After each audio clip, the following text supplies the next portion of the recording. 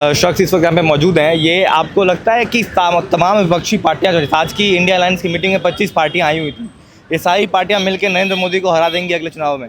बिल्कुल पैदा नहीं होता सर हराने का सवाल तो क्यों? मोदी जी को, क्योंकि सारे देश की पूरी बागडोर उन्होंने संभाली हुई है, देश के माननीय प्रधानमंत्री जी ने। अब समस्या ये है कि जनता जो है वो एकजुट हो गई है मोदी जी के साथ, और मोदी जी के निर्देशों पर जो चीज़ें हो रही हैं ऊंचे स्तर पर। अब अभी देखिए पीछे इलेक्शन आने वाले हैं और सर्कुलेशन भी आ गया है कि शायद अब जल्दी 500, 200 और 100 के नोट नए आ जाएंगे। फेक करेंसी बंद हो जाएगी टोटली, जैसे पहले करा मोदी जी ने।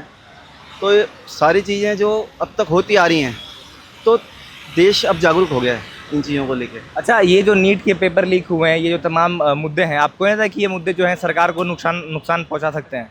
सर नुकसान तो देखो हर चीज़ का होता है, अगर किसी चीज़ का फ़ायदा है तो नुकसान भी होता है, लेकिन उससे घबराने की ज़रूरत नहीं है किसी भी चीज़ के लिए। क्योंकि अगर कोई चीज़ आपको, जैसे आप बता रहे हैं नीट का एग्ज़ाम लीक हो गया है या नीट के पेपर लीक हो गए हैं, तो उसके अंदर उसके लिए कोई ना कोई संशोधन करा जाएगा, कोई ना कोई उसके लिए उपकरण ऐसे तैयार करे जाएंगे जिस पे मतलब लगाम लगाई जा सके। अच्छा, ये कहा जा रहा है कि मोदी जो है वो वोट चोरी कर रहे हैं, वोट चोरी करके हरा रहे हैं, शहर में नाम कटवा दे रहे हैं। आपको लगता है ये सच बात है? नहीं, ऐसा तो मेरे को व्यक्तिगत तौर पे तो मुझे इस चीज़ में तो कोई संदेह है ही नहीं कि ऐसा कुछ होगा।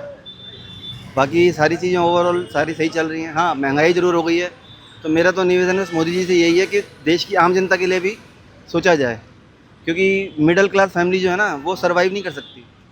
जिनके लिए अब फ़र्ज़ करें जो महलों में रह रहे हैं या बड़े बड़े उद्योगपति हैं, तो उनके लिए रोटी अगर 5,000 की भी हो जाएगी तो उनको फ़र्क नहीं पड़ेगा।